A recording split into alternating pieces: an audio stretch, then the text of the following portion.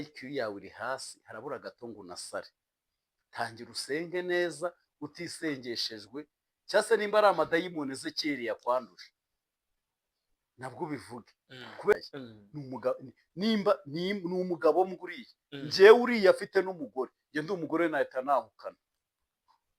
uravuze ngo kuriya mugabo azaza avuge n'iby'umugore we, ni kuriya bitangira. Azaza avuge ko umugore mu buriri nta kigenda, azavuga ibiki n'ibiki, kuko nimba yica akabasha kubumbura akanwa akavuga ukuntu Pastor Mutesi yari indaya kandi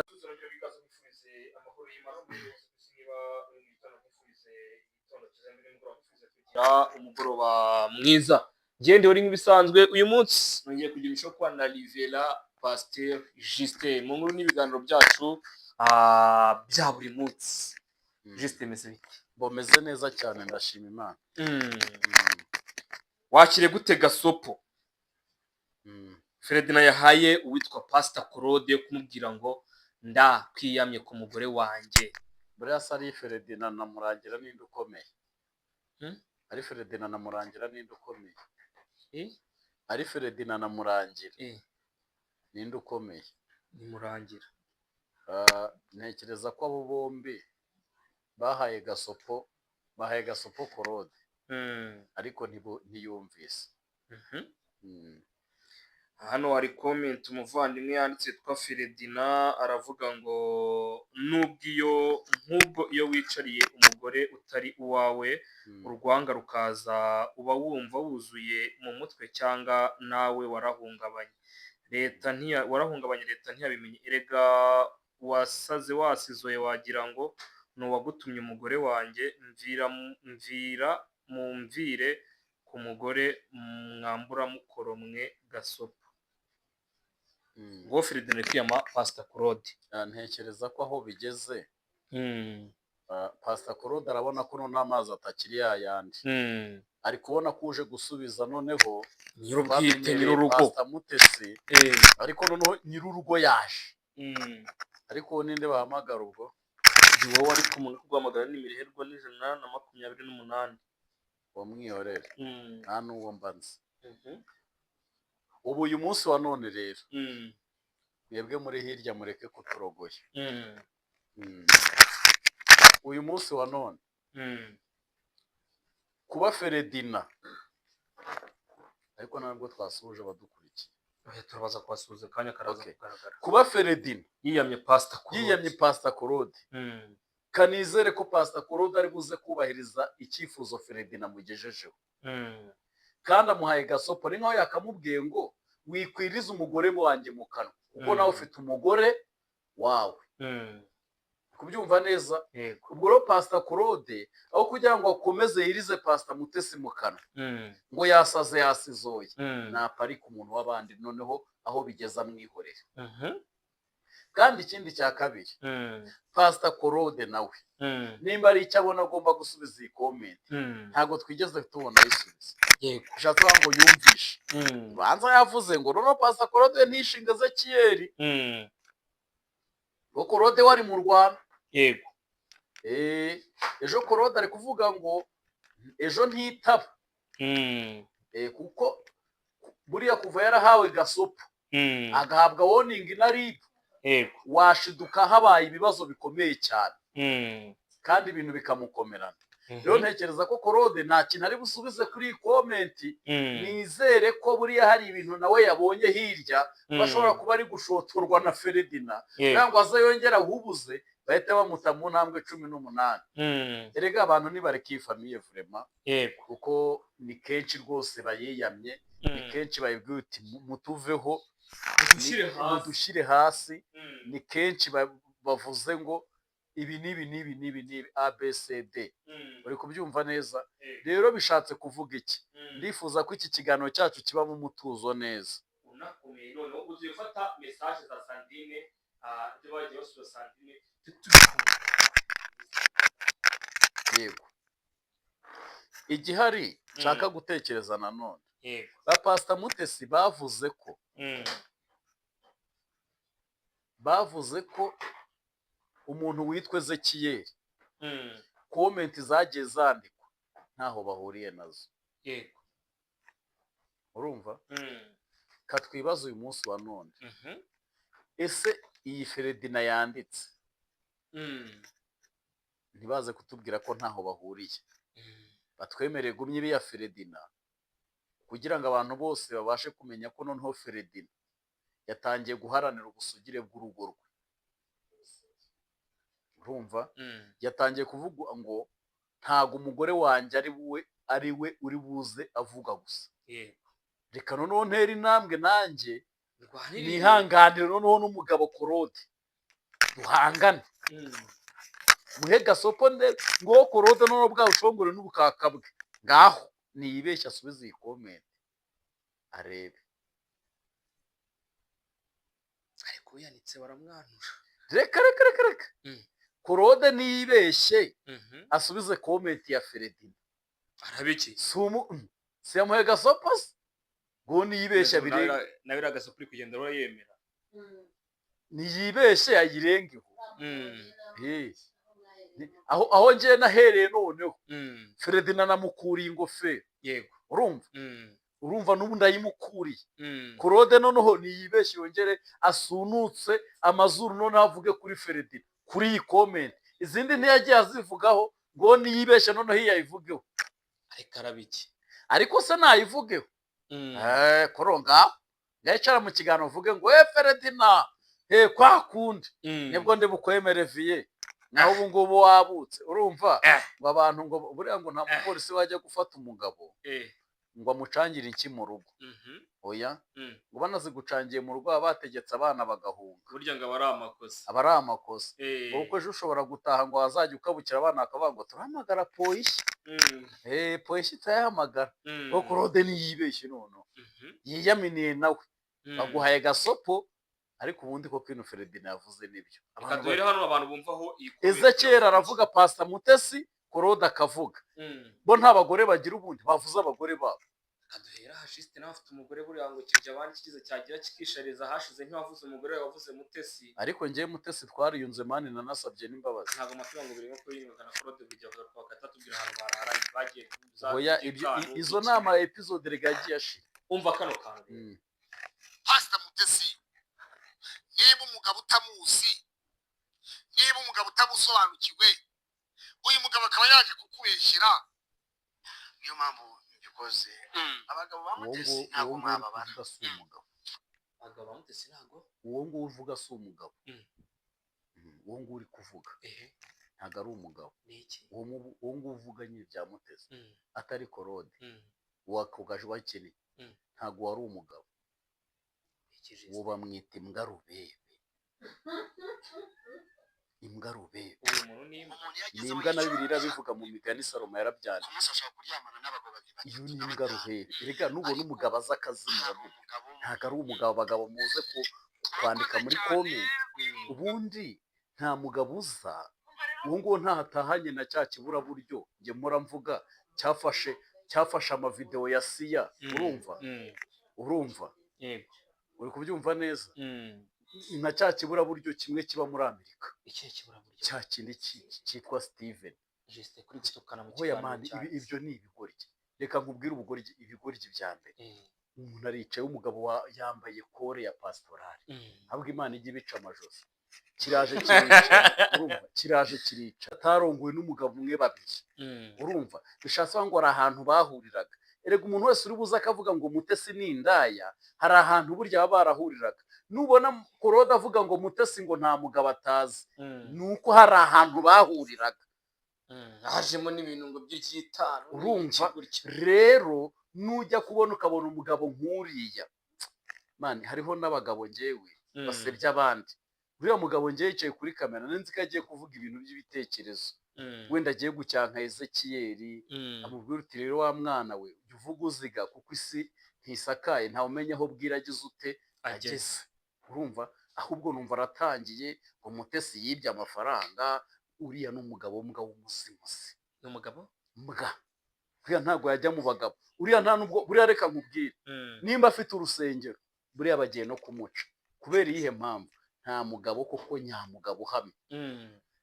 noneho byongeye reka nk'urugero akantu Juma ngo yakoze wakakiri gute uretse gatoya nze nze ndaje naho mpagere unyitondesheje uriya mugabo mbanze muhe nyina byumve noneho umugabo yicare ku mugabo ubu nge ndi mu gikorwa cya nyacyo nge jisite urabona jisite nyine ngo wicaye nicaye hejuru y'umugabo wicaye hejuru y'umugabo wicaye uri kumva ngewe nka jisite mani mubikuremo ibiseko ngewe nka jisite nshobora kuza hano nkabwira abantu uti navugaga Mutesi nuko ni mu mbabare nkamuvuga ibyo kwiyahura kugira ngo mbone views ndebe ko n'agacano kanjye kazamuka uriya mugabo afite uko abayeho ntagatunzwe na YouTube sibyo ibi ntaje kuvuga si ibyo mu kwa mbere si ibya 2025 si ibya 2024 si ibya 2023 si ibya 2020 uri kubyumva neza inkuru aje kuvuga umva ukuntu abagabo b'ibimara babaho ngenge mbikubwira unyumve hori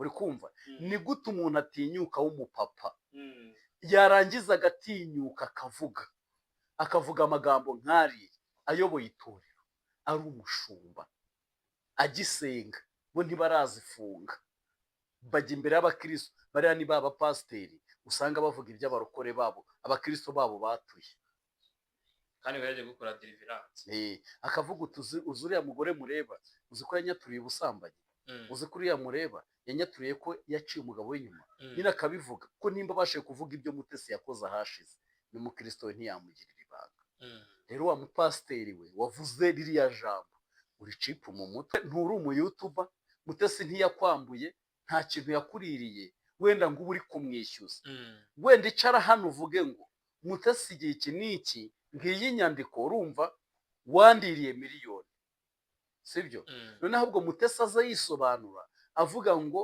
nzayaguha ndabizi narayariye cyangwa se naranibagiwe cyangwa se naranayabuze ariko nzayaguha umuntu w'umupapa ufite ubwanwa ufite fresheri kuriya cyo koze burya beza bapfa ubusa nabibonye kuva nabaho nari mbonye umugabo mwiza mbona ari umunyacyubahiro mbona hari inyenyeri muriho uko agenda avuga mbona izima noneho wumva Ezekiyeli yavuze ngo yamuhamagaye ngo aramubwira ngo yarose ab'inzoka aburajwe n'igikeri kuko wijanditse umuntu yavuze sinzi nimba amwumvisha boya niwe nuriye urapasiteri ariko ngo umuntu yarose abona agenda weya yavuze ngo yabonye ari inzoka ngo abona ni Mutesi ubimukora utange ahubwo weho urabube sikorete buretse nkubwiye abureka nibaza kuki umupasiteri yarose akabona Mutesi niwe ugomba kumuroga akamuhindura inzoka ni ubugoma mufitiye rega mani hari abantu hano hanze badufitiye ubugome batifuza guho twakwambara nk'aka gashati ko twaza kuri kamera nk'uku ko yafungura akabona ni jisite uri kuvuga mbese abona mvuga akanaruka hari abantu babona tuvuga bakikukomora bakajya kurukira muri za rabavo na dorotwari nini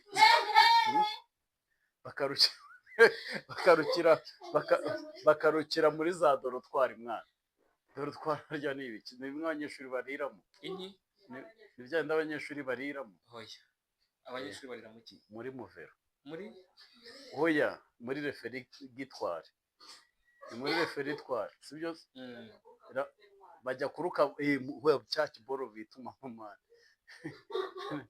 cya kiboro cya ntusi za tuwarete zo mu nzu bakita ravabo bakita ntuza iriya tuwarete yo mu nzu ngo bogeramo iriya tuwarete yo mu nzu abantu bakoresha ngo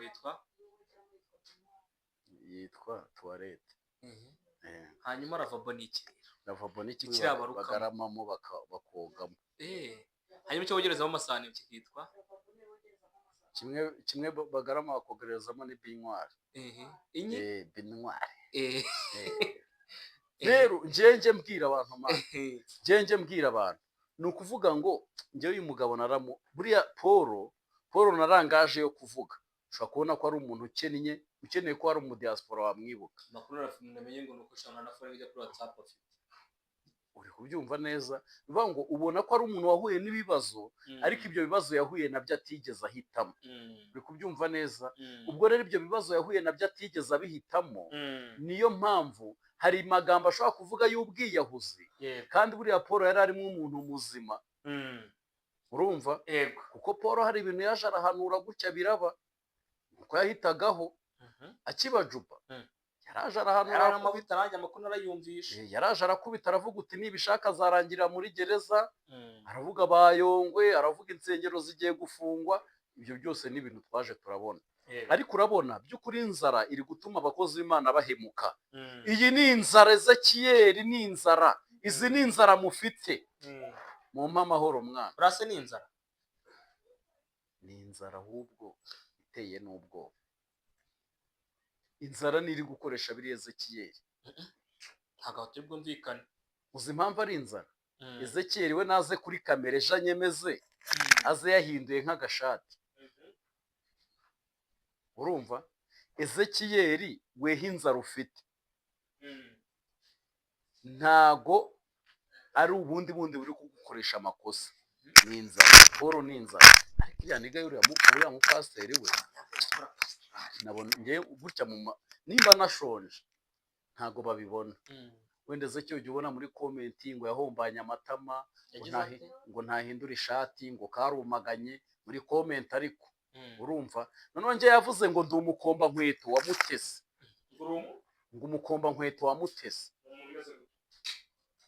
Umukomba nkweto se shaho ko ni umuntu umuvuganira Mutesi dore aho ugataye, ntubanze ugafate singa. Urumva? Noneho Ezekiyeli ikosa rya mbere yakoze atazanicuza, kandi Ezekiyeli njye nanakubwira ukuri, tugiye kuzamuteranyiriza tiki mukura Uganda asange twanamukodeshereje. Ezekiyeli tugiye kuzateranya nk'abayutuba za Rugendo. Kandi gasubiremo neza witonze. Uravuze ngo Ezekiyeli za Rugendo, za Ikaze na zagira neza n'izindi tugiye n'intorano tugiye kuzicara tumuteranyirize tiki. Icyo ni icyambere. Tunamukodeshereza inzu nk'amezi 3 agaruka i Kigali. urahanuye cyangwa ibyo ni ibintu ugiye kubona vuba. Uko ubwabyo natwe dufite amadeni, ariko amadeni afite i Kigali ntago amwemerera kuba Kampala. Ni ukuvuga ngo naramuka abaye Kampala bazaba pasiporo ye igihugu kizaba cyarayishyizemo umutuku, ku buryo naho azatarabukira bazahita bamufata nk'umuntu leta yabuze. Kuko amakuru mfite hari abavandimwe 2 barangije kugeza ikirego muri RIB. Urumva? Kandi RIB ikicyakira igomba guhita ishyikiriza ubushinjacyaha yuko uwo muntu bamubuze, ubushinjacyaha bukajya muri NIDA. Urumva? No kuri imigarasiyo bagahita banyuzamo umutuku, bakavuga ko iyo pasiporo niyo ndangamuntu ifite ikibazo. Rero njyewe ntago iryo ari ubuhanuzi, ni ijisho rya mukuru. Kuko urabona content za Mutesi ziramurangiranye. Tewosa ari kuvuga agiye kuzana, Tewosa arimwo views, nashaka avuge ngo mu Bugande Tewo afite abagore 9. Tewosa wabemeye mu Rwanda yumva ko mu Bugande yabahakana, aho nta views zirimo. Nashaka azana imipuri 100, azana uwa Mama Sharirene, azana uwa Mutesi, azana uwa Bagihozo, azana uwa bandi. Ibyo nta views zikirimo. Uri kubyumva neza? Rero bishatse kuvuga iki? Ahubwo Ezekiyeli njye inama namugira, nace inbox avugishe Pastor Mutesi, biriya biganira bihagarika. Wumvise ko kare mu kiganiro twakoranye, ariko turi kumugarura ku murongo. Nubwo turi kumugarura ku murongo, afite abantu bamuyobya, ataramenya icyo bapfa na Mutesi, kandi naza kugaruka akavuga uti sinzi icyo aba bantu bapfaga na Mutesi, wazisama yagize ute yasandaye. Views nizibura se ko atunzwe na channel, azatungwa n'iki? Wabonye Yongo bitamucanze Uganda, yongeye kugaruka yisaza. Yongo araca he? Nagaruka arabahe? Televiziyo ntigikura. Ubu tunahuye nanjye namumerera nabi yaranyama. Yongwe ubukene ndimo se si wowe wabuteje Yongo? Uzi gukora ahantu amezi 2 ariko udahembwa, kandi ufite famille itunzwe n'akazi ukora. Yongo ariko ntago ari igisambo kuri urwego.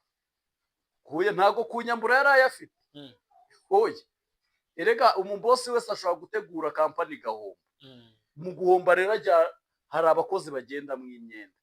Byonyine amafaranga afite y'umunara wa RBA urumva ntabwo amwemerera kugaruka mu Rwanda.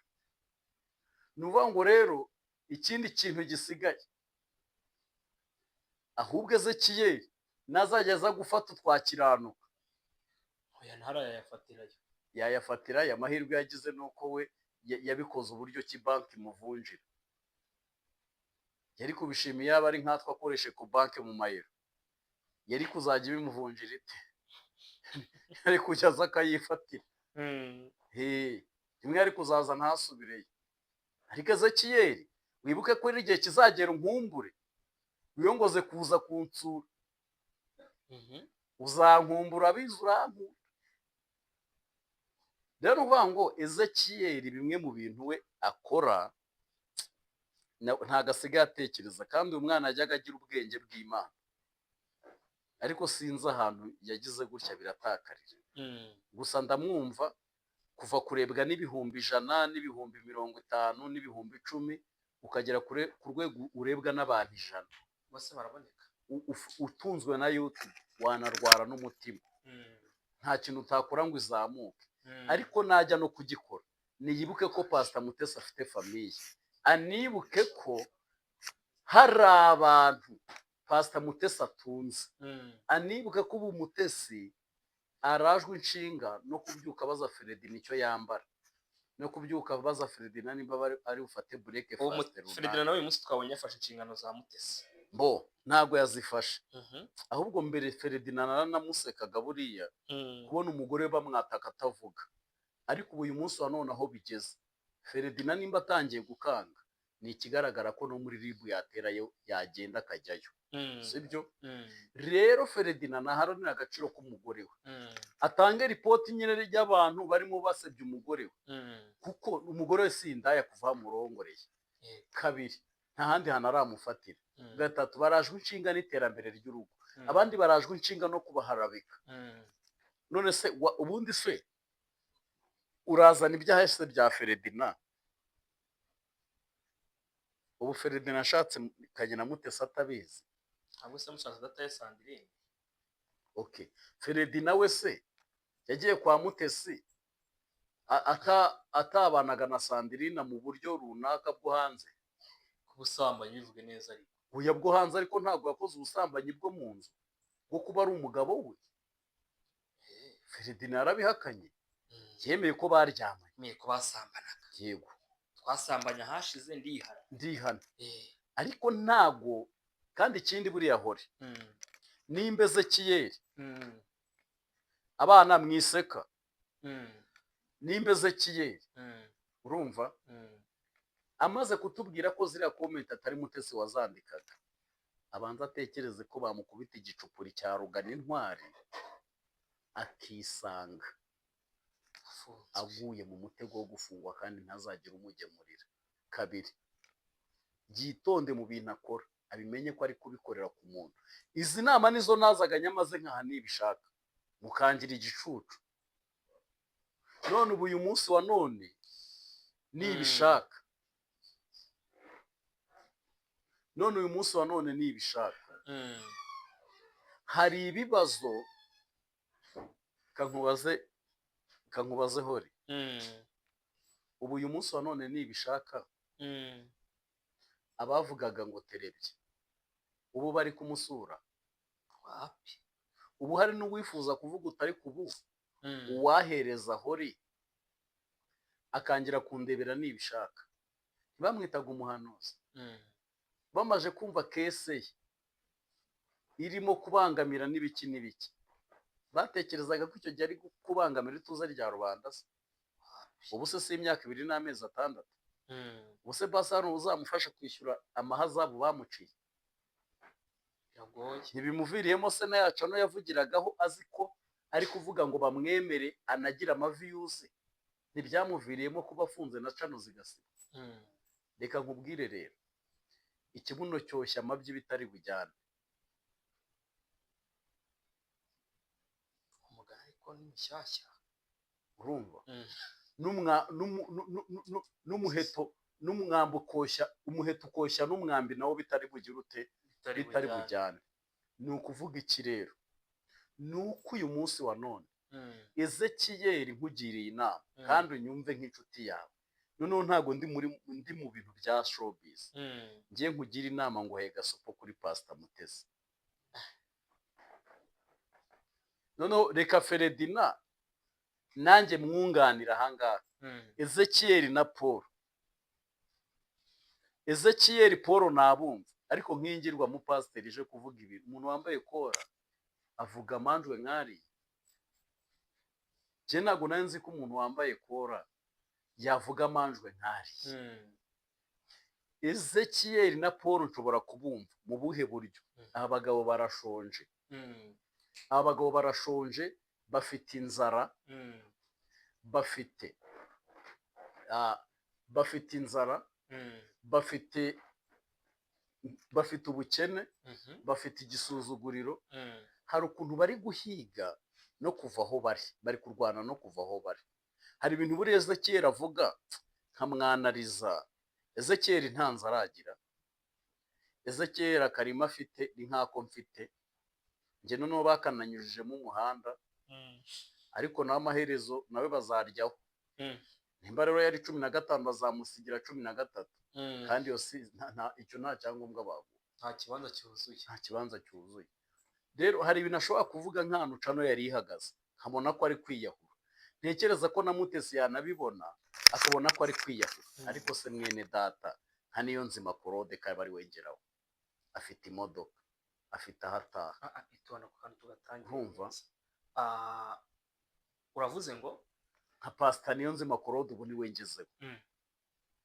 Pastor Claude afite imodoka, afite ahataha heza pe, akwiriye umushumba, ni n'umuyobozi hariya muri kariya karere arimo. Pastor Claude Imana yamuhaye urugo rwiza, imuha umufasha umukwiriye. Ikikora ko umufasha abamukwiriye ntabwo aba abangamirwa n'ibyo akora. Urumva? Unamwitaho. Uyu munsi wa none Pastor Claude arongera kwicara kuri Pastor Mutesi ashaka iki? Views zabuze. Urumva? Rero Pastor Claude Cano yawe Imana yaranayizamuye, ikwereka umurongo yakoreramo ikatera imbere. Pastor Mutesi ko wari umuretse sibwo warebwaga cyane, none umusubiyeho mu isaha 1000 cyabuze, mu masaha 2 1000 cyabuze. Nibyo uri bumuvuge, ariko wibuke ko RIB yaguhaye warning. Mutesi aricecekeye, noneho birenzaho umugabo abona bimurenze, araje agiye muri comment yawe arayanditse ntiwanayisiba. Buriya nimba RIB imuhaye warning, mwibutse ko niyo yagisohoye bakireba. RIB nigwa kuri iyi comment ikabona uyu muryango ukorera yica rubozo, uhoza ku nkeke nawe. Urumva Ezekiyeli atumye ujya mu gatebo kamwe nawe, kandi mwibutse ko Pastor Claude Ezekiyeli ntacyo ahomba. Ariko weho Pastor Claude hari icyubahiro Imana yaguhaye, irakiguha pe. Pastor Claude buriya n'umwe mu bagabo Imana yahaye icyubahiro, nemera ukuri kwe, ariko kuri inshuro ari kunsuzuguza. Pastor Mutesi yaramuretse, iyi famiye arayishaka hiki. Wagiye mu bukwe bwayo baragusohora, ntiwabutaha, wari wagiye muri Vigo, umudamu yagiye mu modoka yanyu, ntibakwinjiza, uraza uravuga murarangizanye.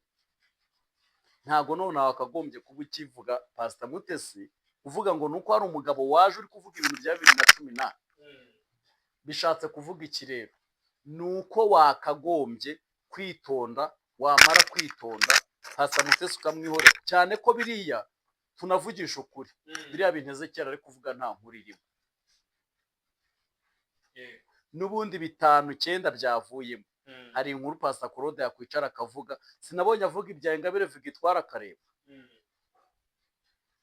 sinabonye avuga ibya Banda akarebwa. Rero ngewe icyo mbona cyo nta kintu gishyashya cyari kibirimo, nta n'inkuru biriya bintu bibirimo. Icyo nabwira Claude, hariya rwose nawe yakoze ibintu ntekereza ko nawe ariko ari kubyicuza. uretse gatoya mvuge YouTube ukuntu nayibonye ukora ibikomeye ukavuga ngo ntibagutwaye ariko akantu koroshye kadashinga.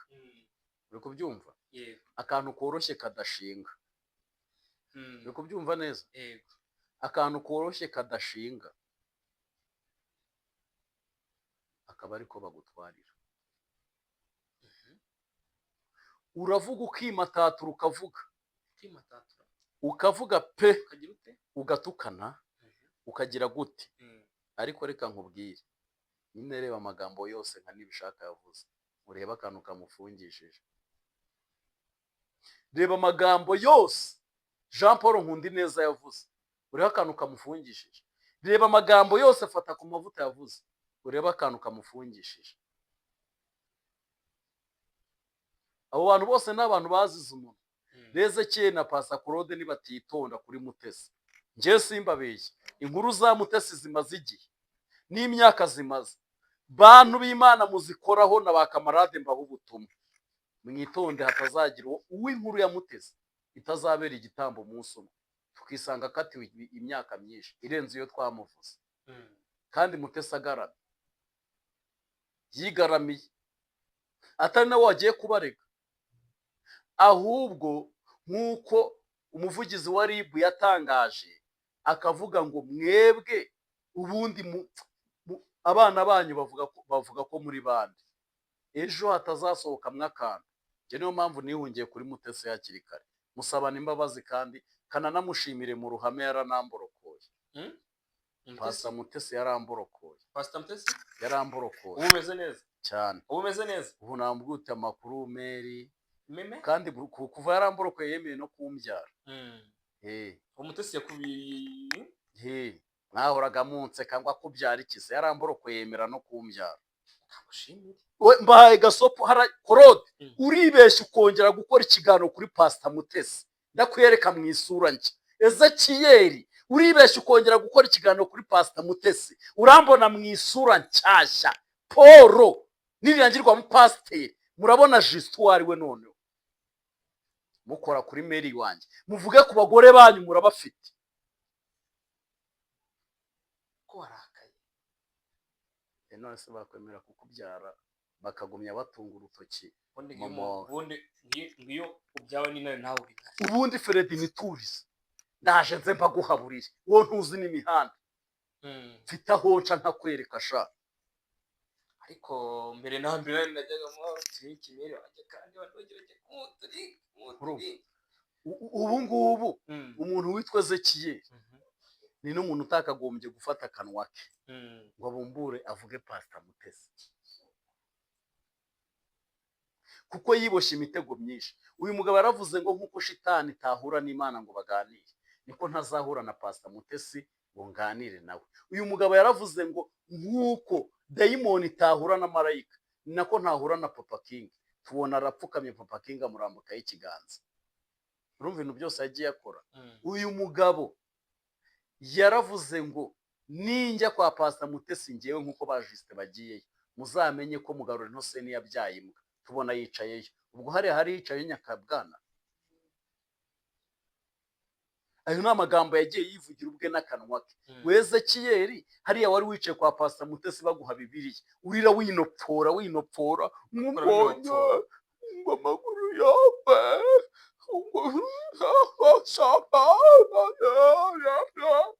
ubwo iriya ari Nyakabwana iri hariya.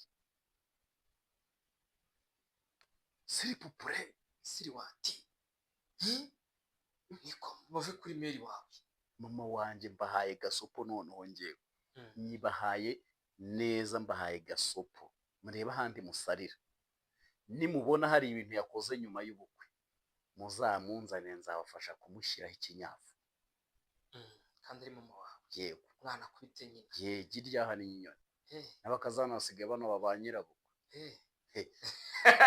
ibizaba nyuma y'ubukwe none bakazana bahana basigaye bano babanyirabukwe. ibizaba nyuma y'ubukwe bya Pastor Mutesi muzabizane. ariko ibyabaye atarakora ubukwe mwibizana byararangiye. Ni nk'uko natwe twavuye mu busambanyi, ni nk'uko hari ibintu tuba tukirwana nabyo. Kera hacu hari amabye, nta n'uwakwifuza kuhavuga. Urumva rero nibamushyire hasi, bahiga izindi kontenti, cyangwa nimba babona Mutesi abyara viyuzi, bamureshye, bamuzana ahubwo abaha ubuhamya bwe, noneho yicara abyivugire. Soza ikiganiro ugira ikintu ubwira abo bantu bose. Gasopo nayibahaye, nta kindi mvuga, murakoze.